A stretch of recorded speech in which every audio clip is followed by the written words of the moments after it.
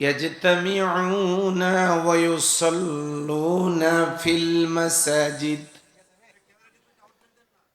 وليس فيهم مؤمن أو كما قال عليه الصلاة والسلام اللهم صل على محمد وعلى آل محمد كما صليت على إبراهيم وعلى آل إبراهيم إنك حميد مجيد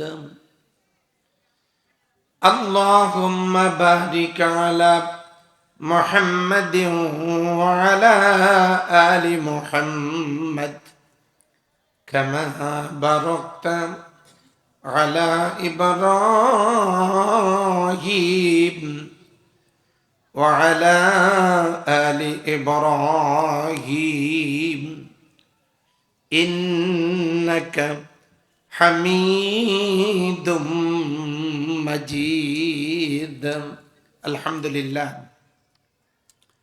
নামাজ গ্রাম পূর্বপাড়া মসজিদ কমিটি ও এর সমাজবাসীর উদ্যোগে আয়োজিত 11তম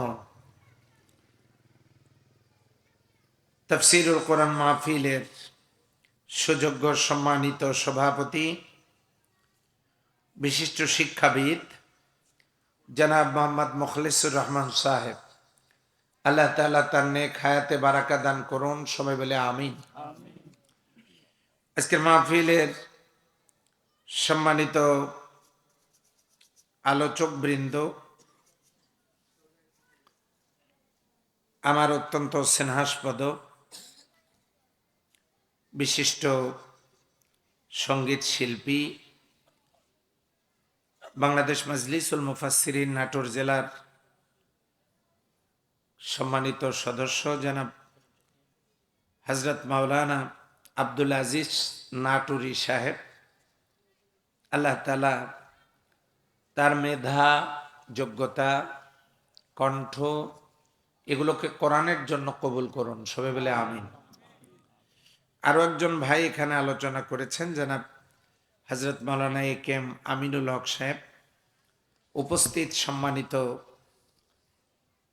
ওলামা ইকরাম, মুরব্বিয়ান ইকরাম, কলিজার টুকরা যুবক ভাইয়েরা, পর্দার অন্তরালের মা ও বোনেরা, স্নেহাস্পদ কচিকাচারা, সকল রাজনৈতিক দলের নেতাকর্মী বৃন্দ, অন্যান্য ধর্ম অবলম্বী যারা মাইকের আওয়াজ শুনতে পাচ্ছেন, আমি সকলকে হৃদয়ের গভীর কানন থেকে সশ্রদ্ধ সালাম অভিনন্দন জ্ঞাপন করছি আরো একবার। আসসালামু আলাইকুম ওয়া রাহমাতুল্লাহি ওয়া বারাকাতুহু। আল্লাহ তাআলার দরবারে লাখো কোটি সুজুদ ও শুকরিয়া পেশ করছি যে আল্লাহ তাআলা দীর্ঘ 17টি বছর পর মুক্ত পরিবেশে, মুক্ত মনে, মুক্ত কণ্ঠে আল্লাহ তাআলা আমাদেরকে কোরআনের এই মাহফিলে উপস্থিত হওয়ার তৌফিক এনায়েত করেছেন। এই জন্য বিশ্ব নিয়ন্তার দরবারে কালিমাতুশ শুকর আদা করি। সবাই বলেন আলহামদুলিল্লাহ। আওয়াজ একটু দিলে মনে হয় ভালো লাগতো। আলহামদুলিল্লাহ। ওই যে ওনারা বসার জায়গা না পেয়ে দাঁড়ায় আছেন, আমরা ওনাদের জন্য দোয়া করি, আল্লাহ বসার তৌফিক দান করুন। সম্মানিত ভাই ও বোনেরা, এই মাহফিলের পরিবেশ আগের চেয়ে ভালো না খারাপ? এই পরিবেশটা এমন ভালো ছিল না, কি বলেন আপনারা? ছিল? হয়তো আপনারা বলবেন যে আমাদের এখানে হইতো, তবে অনেককে বহু তেল দেওয়ার পর, অনেককে অতিথি না করলে মাহফিল হইতো না, অনেককেই নামের বানান ভুল হইলে পোস্টার বাতিল করতে হতো। কি যে বিড়ম্বনা! আমি অনেকক্ষণ পর্যন্ত পোস্টারটার দিকে তাকাইলাম যে ওই জাতীয় লোকজনের নাম এখানে আছে কিনা, তো দেখলাম যে নাই। তার একবার বলি আলহামদুলিল্লাহ। এই পরিবেশ যে হলো, এজন্য অনেককে বুকের রক্ত দিতে হয়েছে, কথা ঠিক নয় কি? শহীদ আবু সাইদের নাম শুনেছেন আপনারা? আমার থানায়, আমার বাসার পশ্চিম পাশে তার বাসা, আর পূর্ব পাশে শহীদ সোহাগের বাসা। তো শহীদ সোহাগ, মুগ্ধ, আবু সাইদেরা প্রায় 2000-এর মতো, 2000-এর কাছাকাছি ছাত্রছাত্রীরা বুকের তাজা রক্ত জমিনে ঢেলে দিয়েছেন। 30,000 আহত, 6,000 পঙ্গু, প্রায় 600-র ওপর সারা দেশে যারা চোখ হারিয়েছেন। এই ত্যাগ ও কোরবানির বদৌলতে আল্লাহ তাআলা এমন একটা পরিবেশ দান করেছেন। আল্লাহ, আমরা আলহামদুলিল্লাহ বলবো না? দোয়া করি আল্লাহ তাআলা যাদের কলিজার দামে এই পরিবেশ, আল্লাহ তাআলা তাদেরকে শাহাদাতের মর্যাদা দান করুন। যারা আহত, আল্লাহ তাদের শেফায়ে কামেলা আজেলা দান করুন, সুস্থতার নিয়ামত দান করুন। আর যাদের ত্যাগ জড়িয়ে আছে এখানে, আল্লাহ তাআলা তাদের উপরে রহমতের ছায়াকে বিস্তৃত করে দিন। সবাই বলে আমিন। এই যে পরিবেশ আমরা পেলাম, এটা আমাদের জন্য একটা বড় ধরনের আমানত। আমরা বলি আলহামদুলিল্লাহ।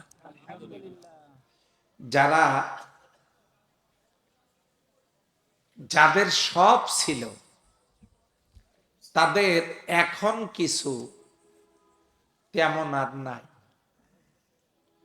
আর্মি ছিল, পুলিশ ছিল, র্যাব ছিল, চিতা ছিল, কোবরা ছিল, মন্ত্রী ছিল, এমপি ছিল, চেয়ারম্যান মেম্বার সব ছিল, কথা ঠিক নয় কি?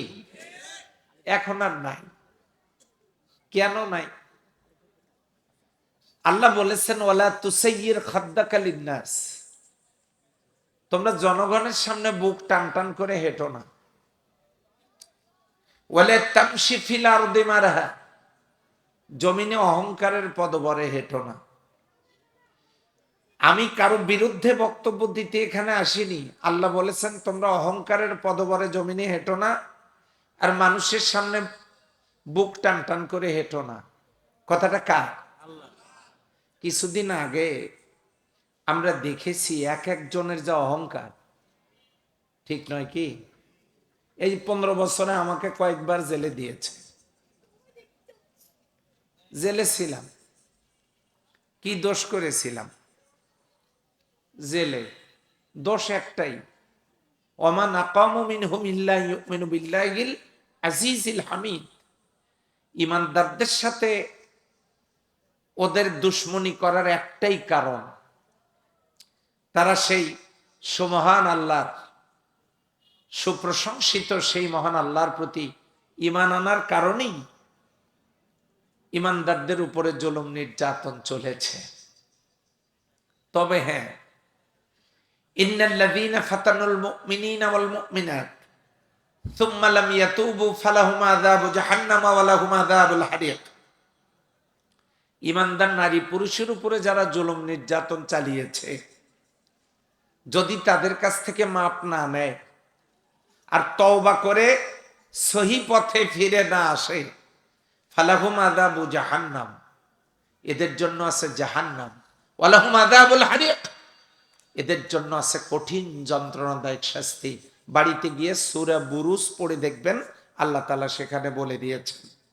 সম্মানিত ভাইরা, কে কোন দল করেন, কোন মতের লোক আপনারা, ওইটা আমার আলোচ্য বিষয় নয়। ফিরে আসতে হবে কার দিকে? বলেন তো কার দিকে? আমরা কি সেই ফিরে আসতে রাজি আছি? এবারে আসুন, পৃথিবীতে যতগুলো রাষ্ট্র, বাংলাদেশের মতো এত তাফসির কোন দেশে হয় না, এত তাফসির মাহফিল হয় না। কেন বাংলাদেশে এত তাফসির মাহফিল হয়? কারণ হলো, আমার দেশের শিক্ষা ব্যবস্থায়, কি আপনারা কথা বলতেছেন কেন? স্টপ থাকতে না পারলে দূরে যান, মঞ্চের আশপাশে কোনো সাউন্ড হবে না। লক্ষ্য করুন, আমরা এখানে গল্প করতে আসিনি, আনা হয়েছে, আল্লাহ এনেছেন কোথা থেকে কথা বলার জন্য। হ্যাঁ, সেইটা বলবো, সেটার দিকে যাচ্ছি। তার আগে আপনাদেরকে একটু তৈরি করে নেই। বাংলাদেশে এত তাফসির মাহফিল করা লাগতো না, লাগে কেন? স্কুল, কলেজ আর বিশ্ববিদ্যালয়ে যদি 100 নম্বরের কোরআন আর 100 নম্বরের হাদিস বাধ্যতামূলক থাকতো, তাহলে একজন সন্তান একদিক থেকে দেশ গড়ার সুনাগরিক হতো, অন্য দিক থেকে তার আপনজন মারা গেলে জানাজা নিজেই করতে পারত। কিন্তু এখন কি তা পারে? পারে না। কারণ হলো কোরআনের জ্ঞান নাই। প্রশ্ন আসতে পারে, আপনারা কি সেই জ্ঞান দিতে এসেছেন? না, এ দায়িত্ব আমাদের না, এ দায়িত্ব ছিল রাসূলুল্লাহ সাল্লাল্লাহু আলাইহি ওয়াসাল্লামের। কেমনে? ওয়া আনসালনা ইলাইকা যিকরা লিতুবাইয়িনা লিন-নাস।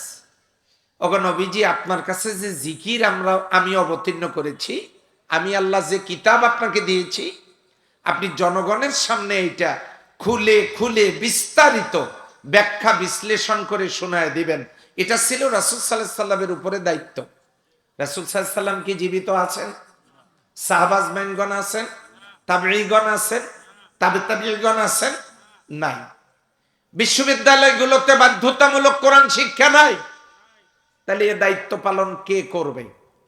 আল্লাহ বলেছেন, ইন্না আকরামাকুম ইনদাল্লাহি আতকাকুম, তোমাদের মধ্যে সম্মানিত ব্যক্তি সে যে সবচাইতে বেশি ভয় আল্লাহকে করে। এখন পাবলিক যদি প্রশ্ন করে, সবচাইতে বেশি ভয় আল্লাহকে করে কে?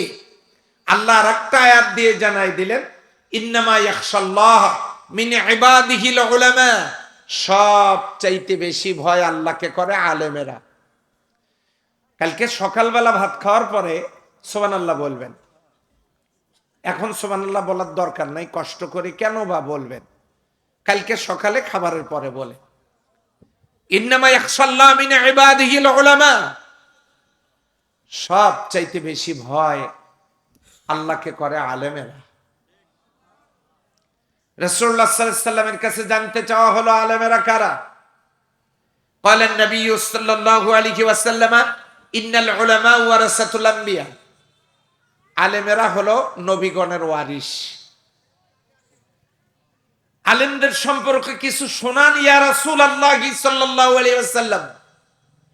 রাসূলুল্লাহ সাল্লাল্লাহু আলাইহি ওয়াসাল্লাম বললেন, লক্ষ কোটি তারকা খচিত আসমানে পূর্ণিমার চাঁদের যে মর্যাদা, আমার উম্মতের ভিতরে আমি যেদিন থাকবো না, আমার উম্মতের ভিতরে আলেমদের সেই মর্যাদা।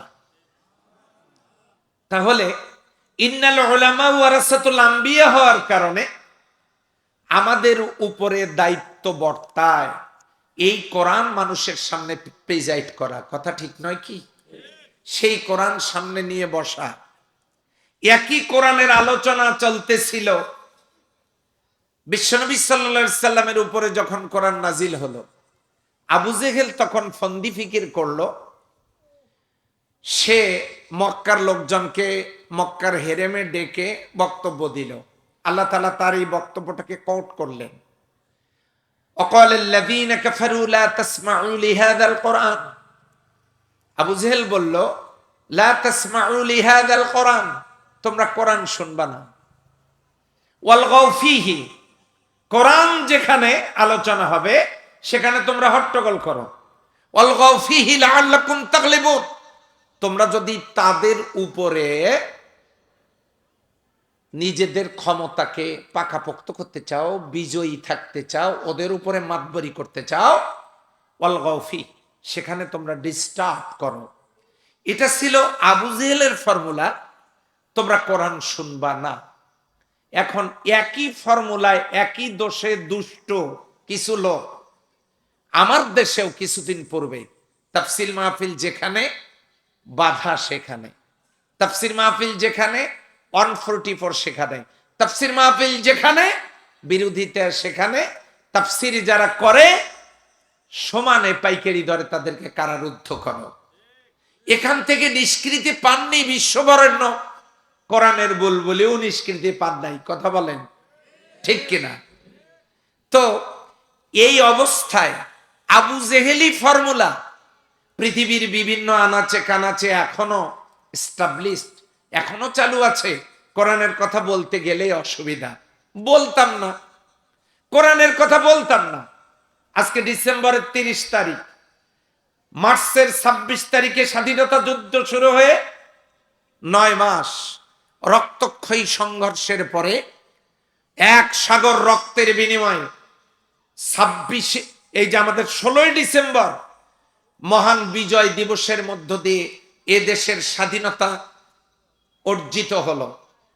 আমার দেশের এই মাটির জন্য, এই ভূখণ্ডের জন্য যে সমস্ত নন্দিত মায়ের গর্বিত সন্তান বীর মুক্তিযোদ্ধারা বুকের তপ্ত রক্ত জমিনে ঢেলে দিয়েছেন, ইমানের সাথে যারা দুনিয়া থেকে বিদায় নিয়ে চলে গেছেন, আল্লাহ তাআলা তাদেরকে শাহাদাতের মর্যাদা নসিব করুন।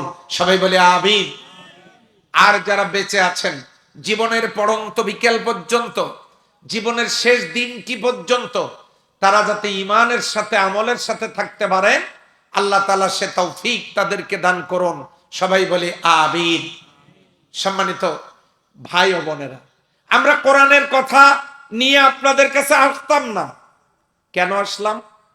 আসার কারণটাও জানা দরকার। স্বাধীনতা অর্জনের পরে বিগত 53টা বছর এই দেশ চালিয়েছে আমার দেশের নেতা নেত্রীরা। এই লোকগুলো কথা বলে না কেন? লোকগুলোর সমস্যাটা কি? কি সমস্যা আপনাদের? মেজর কোনো প্রবলেম? তাফসির মাহফিলে কথা বলতে পারে না তারা। তাদের পরিচয় হলো, বাড়ি থেকে আসার সময় স্ত্রীরা জিজ্ঞাসা করে কই যাও, বলছে মাহফিলে যাচ্ছি। মাহফিলে যাও, কিন্তু খবরদার হুজুর কিন্তু খুব চেষ্টা করবে জোরে কথা বলাবার জন্য, জবান খুলবা না, তুমি কিন্তু এমনি দুর্বল, তোমার শরীর কিন্তু এমনিতেই চলে না, আবার ওখানে জোরে চিল্লায়া আরো দুর্বলতা ডেকে আনো না। এখন স্বামী বেচারা দুর্বল, বলছে যে হ্যাঁ ওটা আমিও জানি, আমি অত বোকা না, আমি চিল্লাবো না। আপনারা এরকম কোনো কথা কি বাড়িতে দিয়ে আসছেন? কারা কারা হাত তোলেন দেখি, দিয়ে আসছেন নাকি? তাহলে দুহাত তুলে একটা তাকবীর দিয়ে দেখেন যে আপনারা এই কথা দিয়ে আসেন নাই। দেন আপনারা তাকবীর।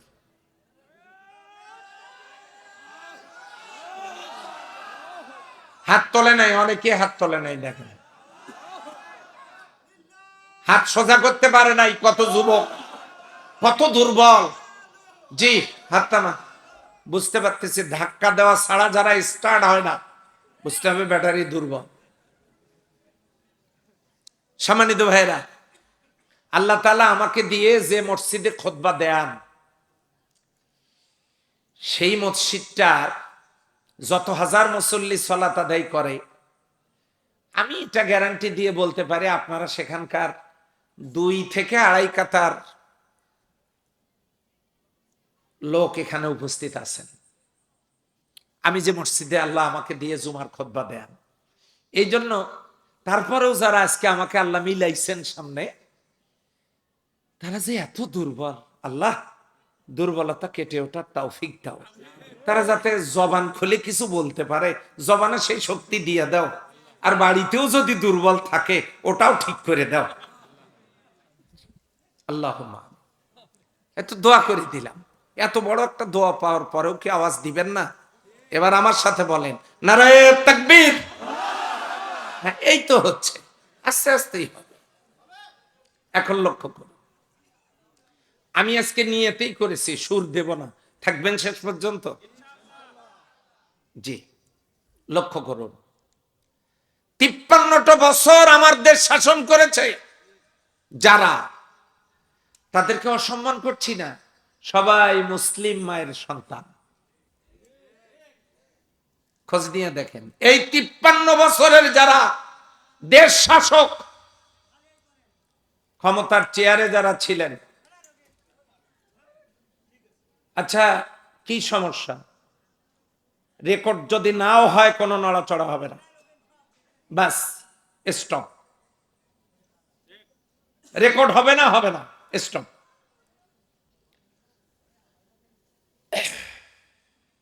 53 বছর দেশটা যারা চালালেন তারা সবাই মুসলিম মায়ের সন্তান।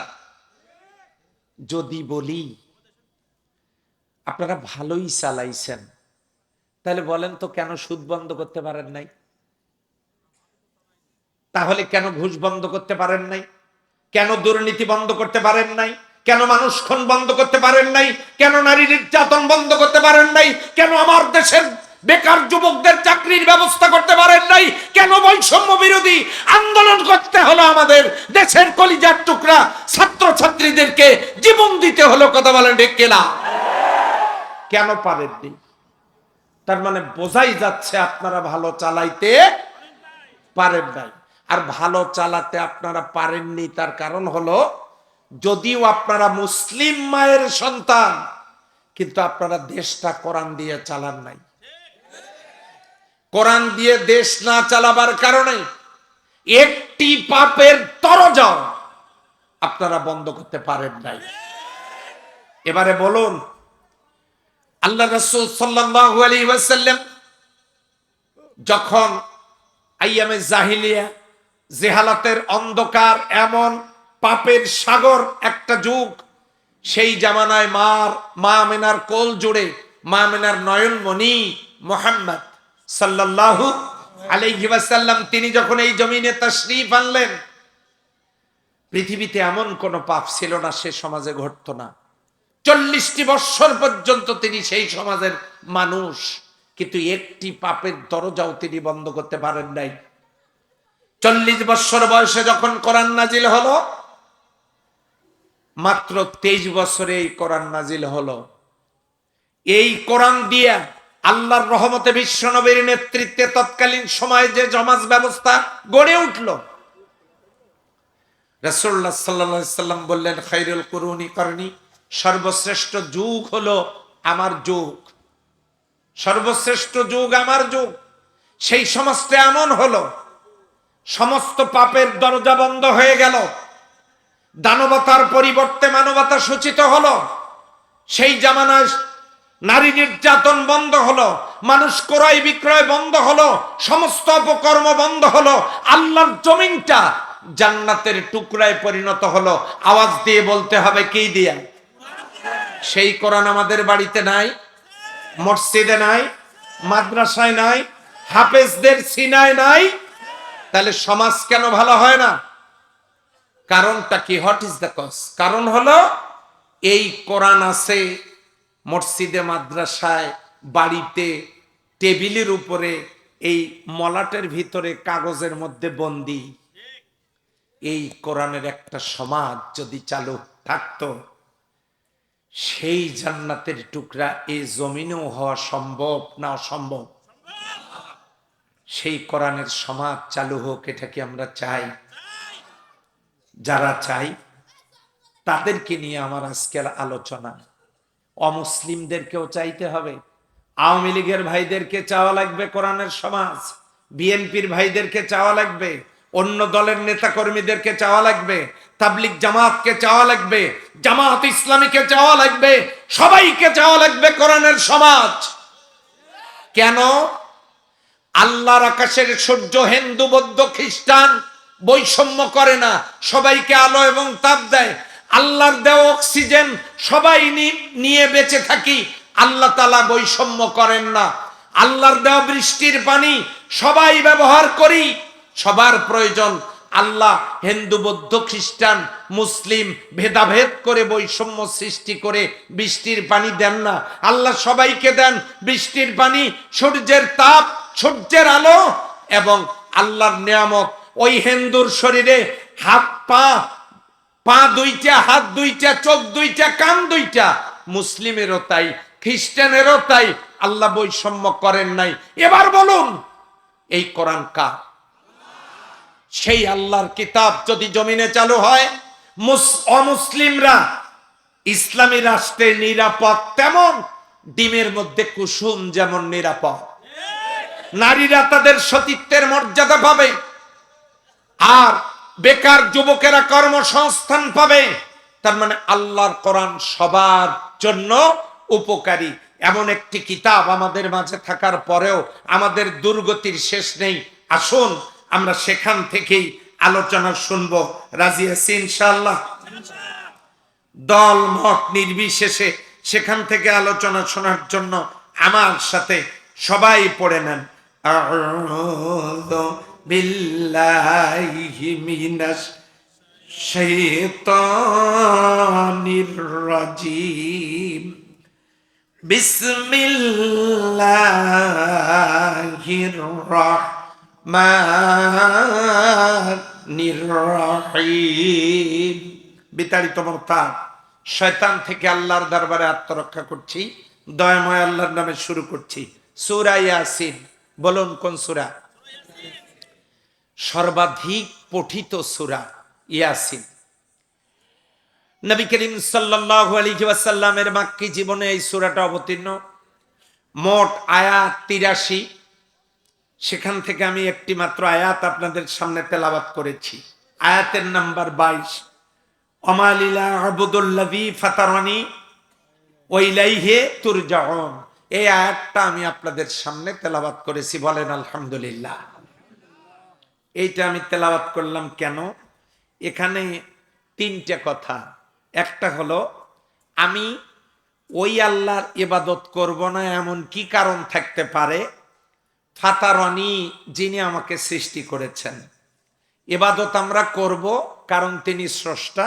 ওইলাইহি তুরজাউন, তার ওইলাইহি তুরজাউন, আমাদেরকে তার দিকেই প্রত্যাবর্তন করতে হবে, অর্থাৎ ফিরে যেতে হবে তার কাছে।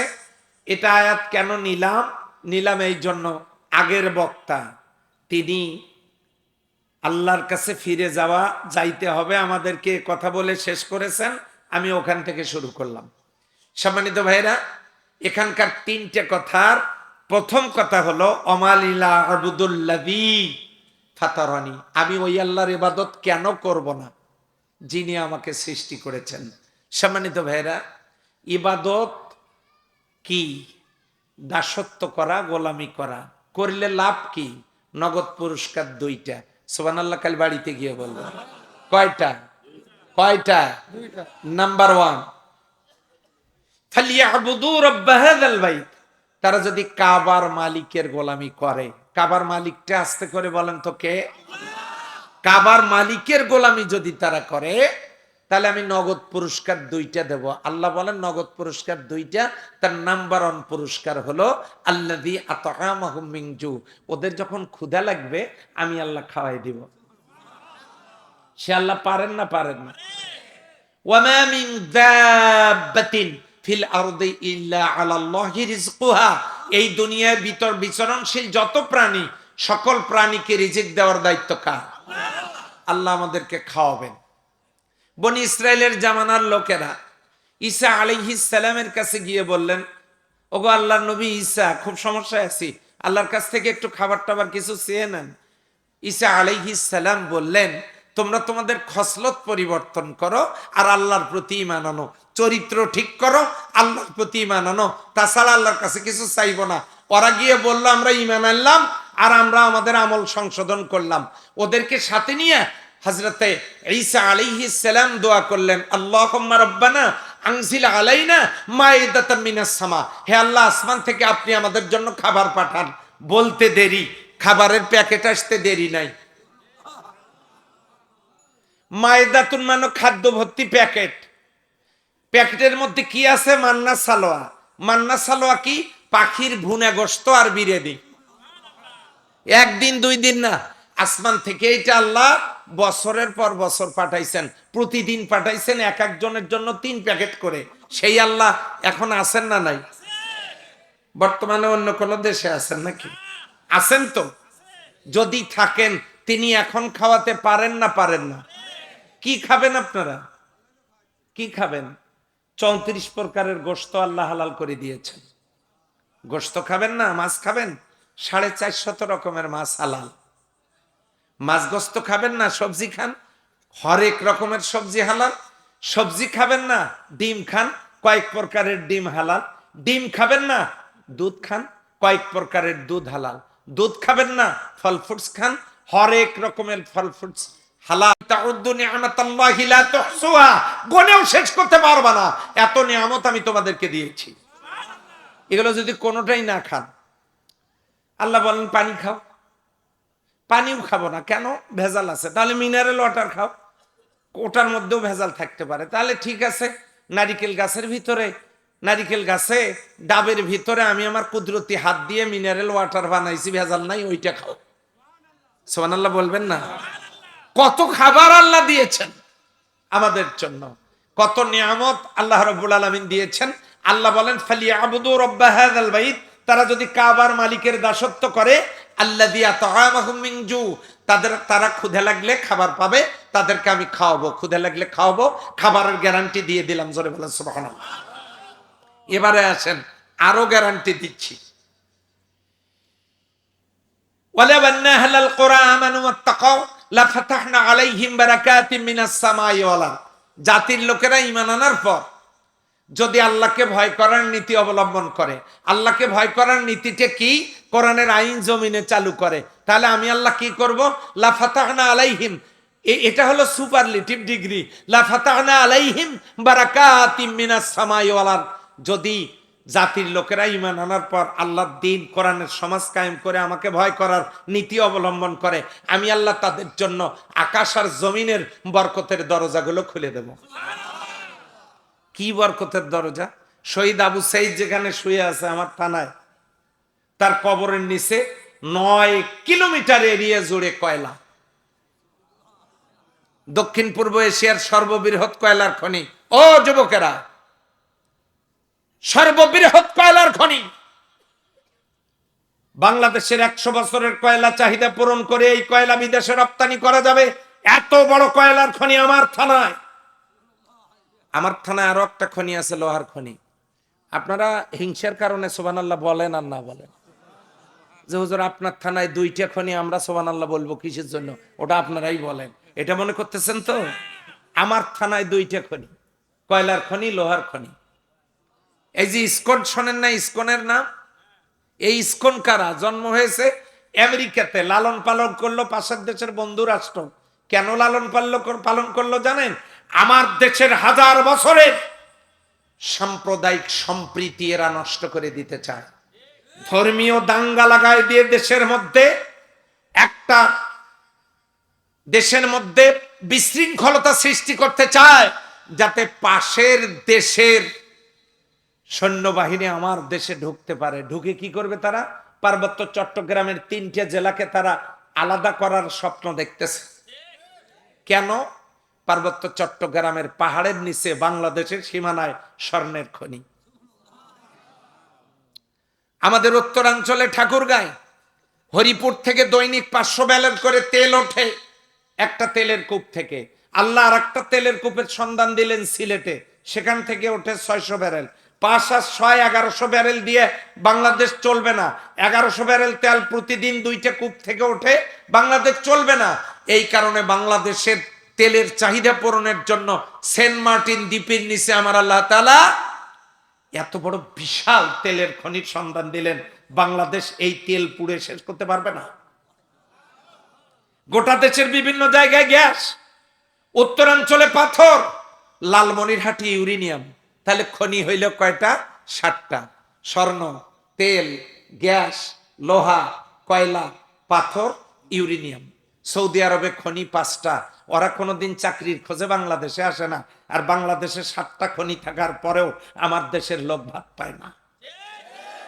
আমার দেশে বৈষম্য বিরোধী আন্দোলন করা লাগে, আমার দেশে বেকারত্ব কই? 53 বছর দেশ চালাইলেন যারা, তারা তো খনি উত্তোলনের কাজটা শুরু করতে পারলেন না। কেন পারলেন না? যদি করতেন বেগম পাড়ায় বাড়ি হইতো না। যদি করতেন 27 লক্ষ কোটি টাকা বিদেশে পাচার হতো না। ওই টাকা দিয়ে যন্ত্র কিনে আমার দেশের খনি উত্তোলনের কাজ যদি শুরু করা হতো, আমার দেশে মাইকিং করেও একটা বেকার যুবক খুঁজে পাওয়া যেত না। এত সম্পদ আল্লাহ জমিনের নিচে দিয়েছেন, এগুলো হাতের নাগালে পাচ্ছি না কেন? কারণ 2টা। একটা হলো কোরআনের আইন নাই, 2 সৎ যোগ্য আল্লাহ ভীরু নেতৃত্ব আমরা কায়েম করতে পারি নাই। আল্লাহ বলেছেন আল্লাযী আত'আমাহুম মিন জু, ক্ষুধা লাগলে আমি ওদেরকে খাওয়াবো যদি তারা আমার গোলামি করে। দ্বিতীয় পুরস্কার, সেকেন্ড গিফট। কষ্ট হচ্ছে আপনাদের? সেকেন্ড গিফট, ওয়া আমানাহুম মিন খাউফ। এই ওয়া আমানাহুম মিন খাউফ মানে ওদের বিপদে আপদে মুসিবতে, হেজিটেশন, টেনশন, ফ্রাস্ট্রেশন, ওদের যখন যে সমস্যা, ওদের বিপদে আমি আল্লাহ তাদেরকে নিরাপত্তা দান করব। কি দিয়ে নিরাপত্তা দান করব? প্রয়োজনে তাতানাসসালু আলাইহিমুল মালাইকা, আমি আসমান থেকে ফেরেশতা নাজিল করে ওদেরকে সাহায্য করব। অতীতে আল্লাহ করছেন না করেন নাই? করেছেন। এখন সেই আল্লাহ সাহায্য করতে পারেন না পারেন না? যদি পারেন, সম্মানিত ভাইরা, যদি পারেন, তাহলে অমালিলা আবুদুল্লাহি, আমি ওই আল্লাহর ইবাদত কেন করব না যিনি ফাতারানি, যিনি আমাকে সৃষ্টি করেছেন, আমাদেরকে সৃষ্টি করেছেন। এই লোকটা ওঠার কারণ কি? আমি কি মুনাজাত দিব? কি সমস্যা? কি প্রাকৃতিক ডাক? আচ্ছা যান, সবাই বিরতি দেই 15 মিনিট, কি বলে? আমি এই যে কয়েক মিনিটের মধ্যে শেষ করব। আমি তো বলেছি লম্বা বক্তব্য দিব না, কাল লাগান। আমরা কোরআনের কোন আয়াত থেকে তেলাওয়াত করেছি? কয় নাম্বার আয়াত? 22। আমি কেন ইবাদত করব না যিনি আমাকে সৃষ্টি করেছেন? সুবহানাল্লাহ বলবেন না? এবারে আসেন সৃষ্টিটা একটু বলি। আল্লাহ আমাদেরকে বানাইছেন কি দিয়ে? না, একজনকে বানাইছেন মাটি দিয়ে। খলাকাল ইনসানা মিন সলসালিন কাল ফাখর, হযরত আদম আলাইহিস সালামকে বানাইছেন মাটি দিয়ে। আর আমাদেরকে বানাইছেন মাটির তৈরি করা সান্নিজাস থেকে। সেটা কি? ওয়ালাকাদ খলাকনাল ইনসানা মিন সুলালাতিন মিন তিন। মাটির তৈরি করা সান্নিজাসটা কি? মাটি তৈরি হলো কি দিয়া? Silicon, aluminium, potassium, magnesium, hydrogen, nitrogen, calcium, oxygen, লোহা। এই উপাদানগুলো দিয়ে আল্লাহ মাটি বানালেন। এই মাটি থেকে উৎপাদিত ধান, গম, মাটি থেকে উৎপাদিত ফল ফলারি, গোশত, মাছ, এগুলো খাওয়ার পর পুরুষের মেরুদণ্ডের ভিতরে তৈরি হয় স্পার্ম, নারীদের বুকের হাড়ের মধ্যে তৈরি হয় ওভাম। স্পার্ম আর ওভাম এই দুইটা একত্রিত করলে হয় জাইগোট। কোরআনের ভাষায় নুতফাত, বাংলায় হয় শুক্রকীট। এই নুতফাত থেকে, এই নুতফাত চলে গেল মায়ের পেটে, 40 দিন পড়ে থাকলো, কোনো খবর নাই। 40 দিন পর জমাট রক্তবিন্দু, আবার 40 দিন পর গোশতের টুকরা, আবার 40 দিন পর তার মধ্যে হাড় স্থাপন করে দিয়া সুম্মা কাসাউনা লাহমা, চামড়া দিয়ে বডিটাকে ঢেকে দিলেন। ফাতাবারাকাল্লাহু আহসানুল খালিকিন, কি চমৎকার আকৃতি আল্লাহ দান করলেন। 4 মাস বয়সে বাচ্চার শরীরে রুহুটে সেট করে দিলেন মায়ের পেটে। বাচ্চা নড়াচড়া করা শুরু করলো। মায়ের কলিজার নিচ থেকে একটা স্যালাইনের তার এনে সন্তানের নাভি দিয়ে সংযোগে স্থাপন করে দিলেন। মায়ের শরীর থেকে food value, calorie, vitamin, protein, medicine সব সন্তানের শরীরে, মায়ের পেটে সন্তানের শরীরে আসতে থাকলো। সন্তান আস্তে আস্তে করে মায়ের পেটে বড় হতে থাকলো। আল্লাহ বলেন ফি কারারিম মাকিন, আমি সুরক্ষিত জায়গায় রেখে দিলাম, তবে জনমের মতো রাখলাম না। সুম্মা নুখরিজুকুম তিফলা, আসার সময় হলে আমি আল্লাহ নিজেই ডেলিভারি বের করার ব্যবস্থা করে দেব। আমাদের এলাকার লোকজন বিশ্বাস করতে পারলো না। বাচ্চা পেটে আসছে, দেখতেই হবে ইসিজি, আলট্রাসোনোগ্রাম, এক্সরে করে ছেলে না মেয়ে। পেটের মধ্যে যদি বেশি নড়াচড়া করে তাহলে এক্সরে, ইসিজি, আলট্রাসোনোগ্রাম, ইকো এগুলো পরীক্ষা করে দেখে। ডাক্তার দেখেন তো আমার পেটের বাচ্চাটা মেসি না নেইমার, এত নড়ে কেন, কোন দলে খেলবে, পরীক্ষা করে দেখেন। যেই না গোপন জিনিস ডাক্তারকে দেখালাম, আল্লাহ বলেন ঠিক আছে, ফি কারারিম মাকিন, সুরক্ষিত জায়গায় রাখছিলাম, তোমার পছন্দ হলো না, তুমি গিয়া যন্ত্রের মাধ্যমে ডাক্তারকে দেখাইলা, কম্পিউটার স্ক্রিনে ওই মহিলার শরীরের আপত্তিজনক জায়গাগুলো, বাচ্চার পজিশন, এগুলো যখন তুমি ডাক্তারকে দেখাইলা, বাস আমি আমার রহমতকে তুলে নিলাম। এবার তুমি তোমার বাচ্চাকে, হাইব্রিড বাচ্চাকে সিজার করে টেনে বের করো। এই যে মঞ্চে যারা আছে, কারো মাকে সিজার করা লাগে নাই, আমি গ্যারান্টি দিয়ে বলে গেলাম। এখন লাগে কেন? এখন লাগে কেন? কারণ আছে, বলবো না। আমাকে তো আবার নিরাপদে বাড়িতেও যাওয়া লাগবে, তাই না? ওই জন্য বলবো না। এবারে একটু লক্ষ্য করেন, তথ্যগুলো নেন শুধু। এই যে আল্লাহ আমাদেরকে বানালেন মাটির সান্নিধ্যাস থেকে, আল্লাহ বলেন ওয়ালাকাদ খালাকনাল ইনসানা মিন সুলালাতিন মিন তিন, মাটির তৈরি করা সান্নিধ্যাস থেকে আমি এই মানুষগুলোকে বানাইছি। ফেরেশতাদেরকে বললেন, ও ফেরেশতারা, তোমরা মাটি দিয়ে বানাও তো দেখি মানুষ। আল্লাহ যে ডিরেকশন দিলেন সেই ডিরেকশন অনুযায়ী ফেরেশতারা প্রথমে বানালো পা, আওয়াজ দেন, কি বানালো? তারপরে বানালেন বডি, কেসিং। কেসিং এই মোবাইলের ভিতরে যন্ত্রগুলো নাই? হ্যাঁ হ্যাঁ, মেমোরি কার্ড আর সিম কার্ডটা বাদ দিয়ে ভিতরে এই যন্ত্রপাতিগুলো যেটাতে আছে, এখন যা আছে সব কেসিং এর ভিতরে আছে। ওগুলো বের করে ফেললে ওটা শুধু একটা, ওটা একটা কেসিং, ওটাতে কিছু নাই। সম্মানিত ভাইরা, এরপরে বানালেন এই বডিটা, আল্লাহর দেওয়া নির্দেশনা অনুযায়ী বানালেন। তারপরে বানালেন হাত, তারপরে বানালেন গলা। কারা বানালেন? কথা বলে না গো। কিসে? ফেরেশতারা। এই পর্যন্ত যেই না গেছে আল্লাহ বলেন স্টপ, ওদিকে আর বানানোর দরকার নাই। পা বানাইছো, বডি বানাইছো, হাত বানাইছো, গলা পর্যন্ত গেছো, বাকিটা আমি আমার কুদরতি হাত দিয়ে নিজে বানাবো। প্রথমে দিলেন মুখ, পা দুইটা হলো, হাত দুইটা হলো, মুখ কেন দুইটা হলো না? কারণ হলো আমার বান্দা পা দিয়ে হাঁটবে, দুই হাত দিয়ে ইনকাম করবে, মুখ একটা, একটা হাতের খাবার খাবে আর একটা হাতের খাবার রিজার্ভ থাকবে, বান্দার অভাব হবে না। খাবেন কেমনে? জিব্বাটা ৯,৫০০ স্বাদ দিয়ে, ৯,৫০০ রকমের স্বাদ দিয়ে আল্লাহ জিব্বা বানাইছেন। দাঁতগুলা দিয়েছেন, মুখের মধ্যে খাবার দিচ্ছেন, দাঁতে চিবায়া জিব্বাকে বলতেছে রাজধানীতে নিয়ে যাও ট্রাকের পিঠে করে, জিব্বা নিয়ে যাচ্ছে। আবার কণ্ঠনালীতে বর্ডারে কাস্টম অফিসার বসায় রাখছে, কাস্টম অফিসার আলা জিবা, জিব্বা যখন খাবার নিয়ে যাচ্ছে আলা জিবা তখন বলতেছে থামো, ফাইনাল চেক আপ না করা পর্যন্ত রাজধানীতে পাচার হবে না। আলা জিবা 1 সেকেন্ডের ভিতরে ইনভেস্টিগেশন চালালো। ওখানে গিয়ে ধানের খোসা, মরিচের ছাল, মাথার চুল, মাছের কাটা, গোস্তের হাড়, এগুলো যখন ধরা পড়লো,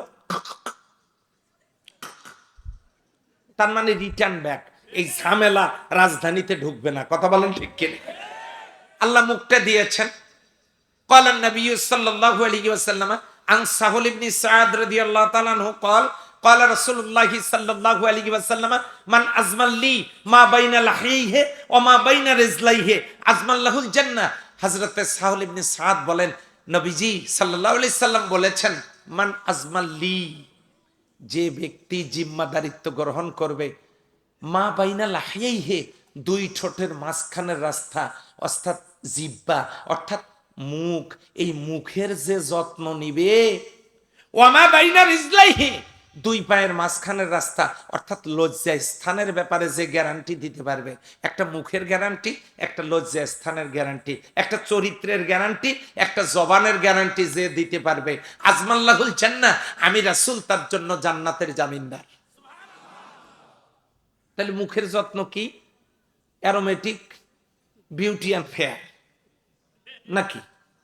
হ্যাঁ, পন্ডস ক্রিম, ফেস ওয়াশ, এটা তো মুখের যত্ন নাকি? মুখের যত্ন হলো মুখ দিয়ে যা ঢুকবে হারাম কিছু ঢুকবে না, মুখ দিয়ে যা বের হবে হারাম কিছু বের হবে না, এটা মুখের যত্ন। ঢুকবে কি? ফেন্সিডিল, ইয়াবা, মদ, গাঁজা, হারাম মাল, বোনের অংশ, ভাইয়ের অংশ, পরকে ঠকায় উপার্জিত অর্থ, দুর্নীতির অর্থ ভিতরে ঢুকবে না, বের হবে নাকি? মিথ্যা কথা, গীবত, চকলখড়ি, অশ্লীল বাক্য আর ফায়সা কথা, খারাপ কথা, এগুলো মুখ দিয়ে বের হবে না। এর নাম হলো মুখের হেফাজত। সুবহানাল্লাহ বলতে পারলেন না? আর চরিত্রের হেফাজত কি? চরিত্র দুই প্রকার, ক্যারেক্টার দুই প্রকার, একটা ইন্টারনাল ক্যারেক্টার, একটা এক্সটার্নাল ক্যারেক্টার, একটা আভ্যন্তরীণ চরিত্র, একটা গণ চরিত্র। ওপরে ফিটফাট, ভিতরে সদরঘাট। এইটা হলো, এটা কি আভ্যন্তরীণ চরিত্র, জনচরিত্র। এটা জনচরিত্র। আর আভ্যন্তরীণ চরিত্র সেটা একেবারেই ব্যক্তিগত ব্যাপার। দেখেন না কিছু নেতারা মঞ্চে এসে বলে, ক্ষমতায় গেলে এই মাদক নেশা বন্ধ করে দেব। মঞ্চ থেকে নামার পরে পিছনে গিয়ে বিড়ি ধরায়, বন্ধ করবে, উনি নিজেই খায়। এমন নেতা আমাদের মাঝে আছে না? না, মদ খেয়ে গাছের ধাক্কা দিয়ে বলে ভাইজান সাইড দেন। তো এই যে জনগণের সামনে ফিটফাট, ভেতরে সদরঘাট। কাজী আল্লাহ রাসূল সাল্লাল্লাহু আলাইহি ওয়াসাল্লাম বলেছেন, কেউ যদি মুখের আল্লাহ যে স্থানের গ্যারান্টি দিতে পারে, আমি নবী তার জন্য জান্নাতের গ্যারান্টি দেব। এবারে আসুন সম্মানিত হাজিরিন, আল্লাহ আমাদেরকে বানাইলেন প্রথমে মুখ, তারপরে বানাইলেন নাক। ডাক্তার কথা চিন্তা করছেন কখনো? নাক দিয়ে নেবেন অক্সিজেন, যাবে ফুসফুসে। দৈনিক 16 কেজি লাগে, 1 কেজির দাম 250 টাকা, 16 কেজির দাম 4000 টাকা। আজকের দিন আমাকে বাঁচায় রাখতে আল্লাহর অক্সিজেন দিতে হয়েছে বিনামূল্যে 4000 টাকা আমাকে। আমাদেরকে যদি প্রতিদিন অক্সিজেন কিনে বাঁচতে হতো, কয়দিন বাঁচতে পারতাম? সেই অক্সিজেন আপনি নিবেন কি দিয়ে? নাক দিয়ে। এই নাকের মধ্যে মসৃণ লোমকূপ আল্লাহ দিয়েছেন, তাতে আবার জেলি জাতীয় পদার্থ লাগায় দিয়েছেন ওই পশমগুলোতে। আপনি যখন অক্সিজেন নেবেন, যে অক্সিজেন ফুসফুসে যাবে, যদি ওই অক্সিজেনের জীবাণু সহ ফুসফুসে যেত, তাহলে আমরা সবাই ফুসফুসের ক্যান্সারে আক্রান্ত হয়ে মারা যেতাম। আল্লাহ তাআলা দেখেন কত বৈজ্ঞানিক, ওই জেলি পদার্থে ওই অক্সিজেনের ময়লাগুলো ওখানে গিয়ে আটকে যায় নাকের ভিতরে। বিশুদ্ধ অক্সিজেনটা আল্লাহ ভিতরে নিয়ে আমাদেরকে বাঁচায় রেখেছেন। আর নাকটা এখানে না থেকে বগলের নিচে থাকলে কি বিপদটা হতো? শীতের দিন ভাত নিয়ে তরকারি সহ এই কাপড় খুলে এই এইরকম করে ওখান থেকে ঘেরান নিয়ে এসে দিতে দিতে থাকতো কয়টা? আচ্ছা না, ভাত কয়েকটা থাক, ডালগুলা কেমনে খাইতেন? যন্ত্রণা হইতো না? এই জন্য নাকটা খাবার নিয়ে মুখের কাছে আনার সাথে সাথে ঘেরান নেওয়া শেষ। এই জন্য নাকটা এমন জায়গায় দিয়েছেন, আমরা অক্সিজেন নিচ্ছি, বিশুদ্ধ অক্সিজেন নিচ্ছি এবং ঘেরান নিতে পারতেছি। সুবহানাল্লাহ থাক। এরপরে আল্লাহ দিলেন চোখ।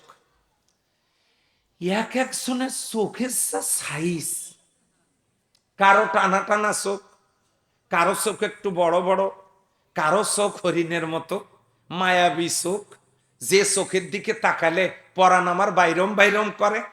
এই রকম চোখ মানুষের আছে না নাই? কেউ কেউ চোখ টিপে মারে, আমি অবশ্য পারি না, আমার কেন জানি একটা টিপে দিতে দুটাই বন্ধ হয়। পারি না তো কি করব? এই যে চোখ টিপে মারে, কত হরেক রকমের চোখ। এই চোখের তারায় কত রাজা রাজ্য হারিয়েছে। এখন এই চোখ আল্লাহ দিলেন, কেন দিলেন? What is the cause? Allah রাব্বুল আলামিন বলেন, মা তারা ফি খালকির রহমানি মিন তাফাউত ফারজি'ল বাসারা হাল তারা মিন ফুতুর। তাকাও, সুম্মারজি'ল বাসার, আবার তাকাও, আমার সৃষ্টি রাজ্যে তাকাও, কোথাও কোনো অসঙ্গতি দেখতে পাও কিনা?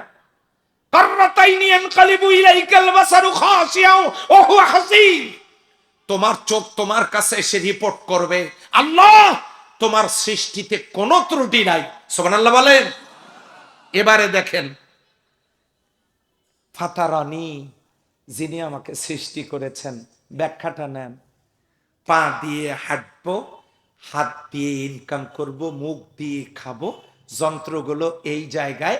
আল্লাহ দিলেন মুখ খাওয়ার জন্য, নাক দিলেন অক্সিজেন নেওয়ার জন্য, চোখ দিলেন দেখার জন্য। আল্লাহ বলছেন, বান্দা হাঁটবি, ইনকাম করবি, খাবি, অক্সিজেন নিয়ে বেঁচে থাকবি, চোখ দিয়ে দেখবি। যদি ভালো লাগে বান্দা, তাহলে তাহলে তুই এই খোলা কপালটা দিয়া দৈনিক 5 বার আমারে সেজদা দিবি। এ কপাল কিন্তু আল্লাহ নিচেও দিতে পারতেন, দেন নাই। কপালটা উপরে দিয়া গোটা মুখমণ্ডলটাকে আল্লাহ এয়ার কন্ডিশন বানায় দিয়েছেন। শীতের জন্য কত সোয়েটার, পায়ের জন্য মোজা, হাতের জন্য মোজা, অথচ মুখমণ্ডলের জন্য কিছুই লাগে না। পা মুজে আছে, হাত মুজে আছে, চোখ মুজে কি আছে? নাই। শীতের দিনে খোলা রাখলেও কোনো সমস্যা নাই। আল্লাহ এই এই ত্বকটাকে এয়ার কন্ডিশন বানায় দিয়েছেন। বান্দারে, হাঁটবি, ইনকাম করবি, খাবি, দেখবি, নিঃশ্বাস নিয়ে বেঁচে থাকবি। ভালো যদি লাগে বান্দা, তুই আমারে সেজদা দিবি। আর সেজদা যদি দিস, নগদ পুরস্কার 2টা। গোলামি যদি করিস, নগদ পুরস্কার 2টা। আল্লাযী আতআমাহুম মিন জু, ক্ষুধা লাগলে খাওয়াবো, ও আমানাহুম মিন খাউফ, ভয় লাগলে নিরাপত্তা দান করব। প্রয়োজনে তাতানাজ্জালু আলাইহিমুল মালাইকা, আমি আল্লাহ আসমান থেকে ফেরেশতা নাজিল করব। আওয়াজ দিয়ে বলুন সুবহানাল্লাহ। তাহলে ওই আল্লাহর ইবাদত আমাদের করার দরকার আছে না নাই? সেই ইবাদতটা কোন ইবাদত, এটা কি বোঝার দরকার আছে? ওয়ানি'বুদুনি হাদা সিরাতুম মুস্তাকিম। জীবনের পরতে পরতে, সকল মোহনায়, সকল আঙ্গিনায়, সব জায়গায় গোলামি হবে কার? অফিসে গোলামি হবে আল্লাহর, ব্যবসায় গোলামি হবে আল্লাহর, চাকরিতে গোলামি হবে আল্লাহর, রাজনীতিতে গোলামি হবে আল্লাহর, অর্থনীতিতে গোলামি হবে আল্লাহর, শিক্ষানীতিতে গোলামি হবে আল্লাহর, সংস্কৃতিতে গোলামি হবে আল্লাহর, পরিবারে গোলামি হবে আল্লাহর, ইবাদতে, বন্দিগিতে, নামাজে, রোজায়, সব জায়গায় গোলামি হবে কার? সেই আল্লাহর পরিপূর্ণ গোলামি কি চালু আছে? দেখ, আমাদের দেশের এক শ্রেণীর মানুষ নামাজ পড়ে, আবার মসজিদ কমিটিও সদস্য। ওই মসজিদে যদি ইমাম সাহেব আল্লাহর কোরআনের সমাজ কায়েমের কথা বলেন, উনি আর সেটা সহ্য করতে পারেন না। এইরকম সিটার মুসল্লি আছে না নাই? সিটার বললেন কেন? এবারে হাদিস শোনেন, মুসলিম শরীফের হাদিস। ক্বালা রাসূলুল্লাহ সাল্লাল্লাহু আলাইহি ওয়াসাল্লাম ইয়াজতামিউনা, জমা হবে, একত্রিত হবে, ওয়ায়ুসাল্লুনা, জামাতের সাথে নামাজ পড়বে, ফিল মাসাজিদ, মসজিদের ভিতরে, ইয়াজতামিউনা ওয়ায়ুসাল্লুনা ফিল মাসাজিদ, দলে দলে লোক একত্রিত হবে, সবাই মিলে জামাতের সাথে মসজিদে নামাজ পড়বে। ওয়ালাইসা ফিহি মুমিন, এদের মধ্যে একজনও ঈমানদার থাকবে না, একজনও ঈমানদার থাকবে না। সম্মানিত ভাইরা, আমার দেশে নামাজ পড়া লোক যত আছে, কোরআনের সমাজ কায়েমের লোক কি তত আছে? নাই। আপনারা কি কোরআনের সমাজ কায়েম হোক চান? দেখি তো কারা কারা চান। আশপাশে দেখেন তো, চায় না কারা? হাত সোজা করে নাই, বাঁকা করে রাখছে, এইরকম কেউ আছে কিনা? জি আলহামদুলিল্লাহ, হাত নামান, খুশি হইলাম আপনারা সবাই চান, আলহামদুলিল্লাহ বলেন। এটার নাম হলো আল্লাহর দাসত্ব, এটার নাম হলো আল্লাহর গোলামি। যে হুজুর, এটাকে দিন কায়েমকে আপনি আল্লাহর গোলামি বললেন কেন? এবারে আসেন, নামাজ যদি না পড়েন গো, মা সালাকাকুম ফি সাকার, জান্নাতীরা উপর থেকে আগুনের মধ্যে জ্বলা দেখে বলবে, কি গো, দুনিয়ায় কি এমন অকাম করেছো, সাকারের মধ্যে জ্বলতেছো কেন? ওরা বলবে, কলু লাম নাকু মিনাল মুসাল্লিন, আমরাই তারা, আমরা নামাজ পড়তাম না। মান তারাকা সালাত মুতাআম্মিদান ফাকাদ কাফারা, যে ব্যক্তি ইচ্ছা করে নামাজ ছেড়ে দিল, সে কুফরি করলো, কাফের হয়ে গেল। তাহলে নামাজ পড়ার দরকার আছে না নাই? এবারে আসেন তো দেখি, নবীজি কয়দিন পড়েছেন? 11 বছর কয়েক মাস। বিশ্বনবী নামাজ পড়েছেন 11 বছর কয়েক মাস। 40 বছর পড়েন নাই, কোরআন নাজিল হয় নাই, নবী হন নাই, বিধান নাজিল হয় নাই, নামাজ পড়েন নাই। এই মুক্তি কে এখানে? কে? আগে আগে কথা বলেন কেন? আমি বলছি উনি 11 বছর কয়েক মাস নামাজ পড়েছেন, আপনি বলছেন পড়েছেন। কোথায় পেলেন? কথা আগে শোনেন। 40 বছর পর্যন্ত এক ওয়াক্ত পড়েন নাই। 40 বছরে নবী হয়েছেন, 51 বছর কয়েক মাস পর্যন্ত এক ওয়াক্ত পড়েন নাই। ওহী নাজিল হয় নাই, নামাজের বিধান নাজিল হয় নাই, পড়ার কথা আল্লাহ বলেন নাই, পড়েন নাই। মেরাজের রাত্রে নামাজ ফরজ, তারপরের থেকে তিনি 5 ওয়াক্ত করে পড়েছেন 11 বছর কয়েক মাস। সেই নামাজ পড়তে গিয়া জীবনে 27টা যুদ্ধের ময়দানে তিনি নেতৃত্ব দিতে গিয়ে 17 ওয়াক্ত ফরজ নামাজ কাজা করে তিনি যুদ্ধ পরিচালনা করেছেন। খুব ধীরে বলবেন, পাশের লোকও যেন টের না পায়। কিসের সমাজ কায়েমের জন্য? আসতে বলেন, কিসের সমাজ? কোরআনের সমাজ কায়েম করার জন্য তিনি কয়টা যুদ্ধে নিজে নেতৃত্ব সেনাপতিত্ব করেছেন? কয় ওয়াক্ত ফরজ নামাজ কাজা হয়েছে? 17 ওয়াক্ত। এবারে দলিল নেন, নবীজি প্রয়োজনে কোরআনের সমাজের জন্য 17 ওয়াক্ত নামাজ ফরজ নামাজ কাজা করে যুদ্ধের ময়দানে নেতৃত্ব দিয়েছেন। কাজটা কত গুরুত্বপূর্ণ। বিশ্বনবীর এখন প্রশ্ন আসতে পারে, তাহলে কি আমরা 51 বছরে গিয়ে নামাজ শুরু করব? না, এখন তো আমাদের কাছে ওহী আসছে, বিধান আসছে, এখন তো আমাদের কাছে কোরআন কিতাব আছে। নামাজ ফরজ 10 বছর, তখন থেকেই শুরু করতে হবে। কথা ঠিক কিনা? এবারে আসেন, বিশ্বনবী রোজা করেছেন মাত্র 8 বছর গো। কয় বছর? হিজরত করে মদিনায় গেলেন 2 বছর পরে রোজা ফরজ। সেই রোজা পালন করতে গিয়া 2 বার রোজা কাজা করেছেন। কখন?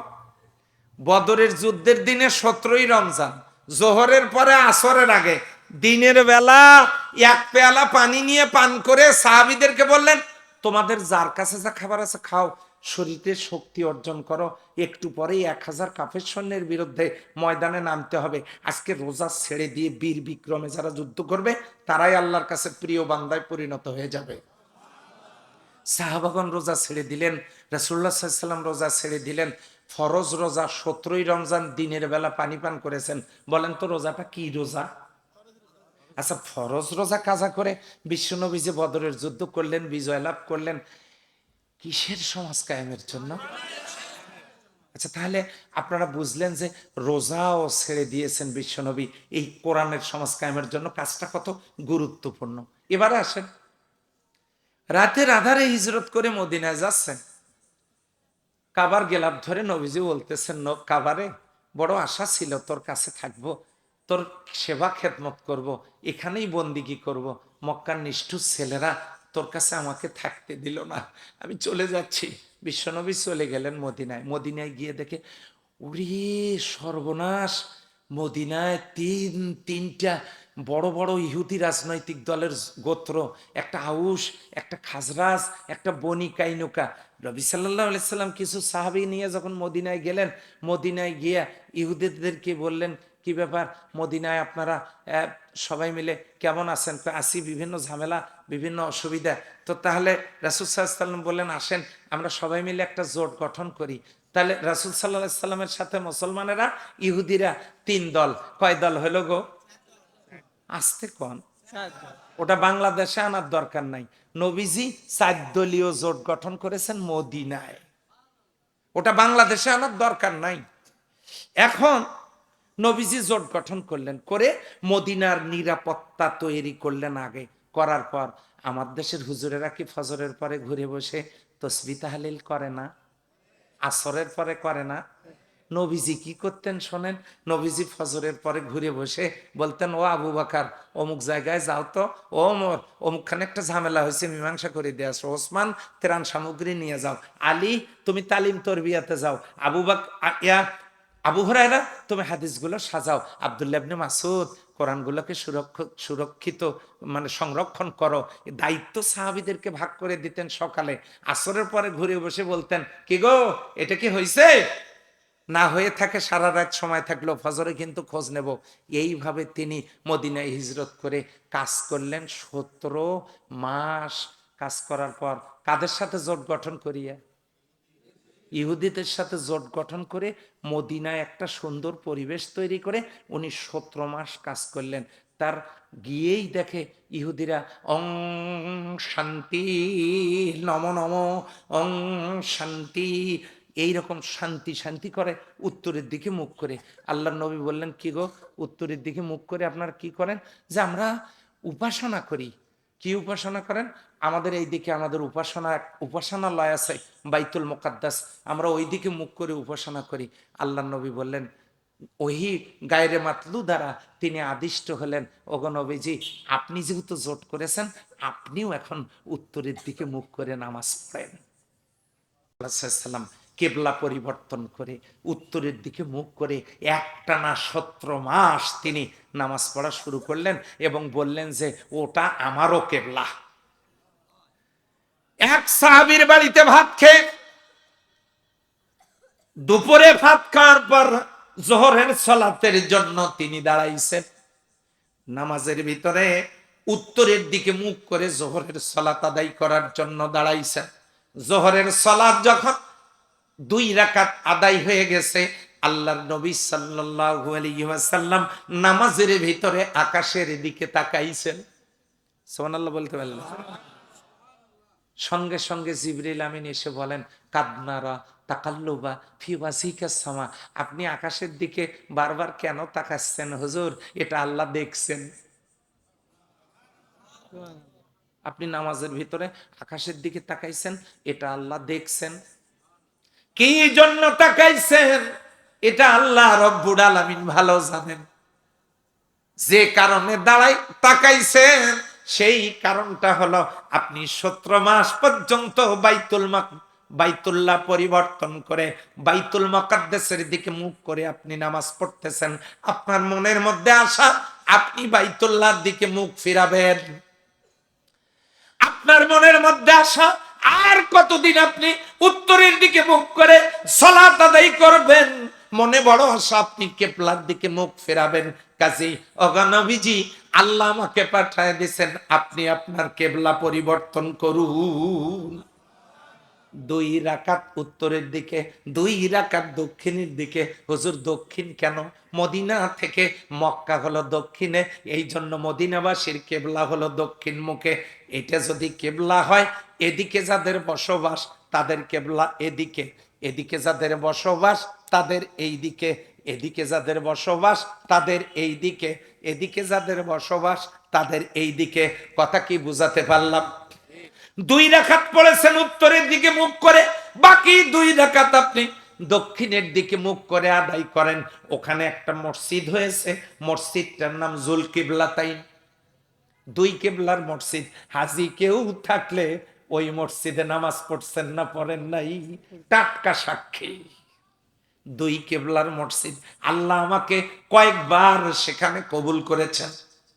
2 কিবলার মসজিদ, এই মসজিদে সালাত আদায় করতেছেন। বিশ্বনবী কিবলা পরিবর্তন করলেন।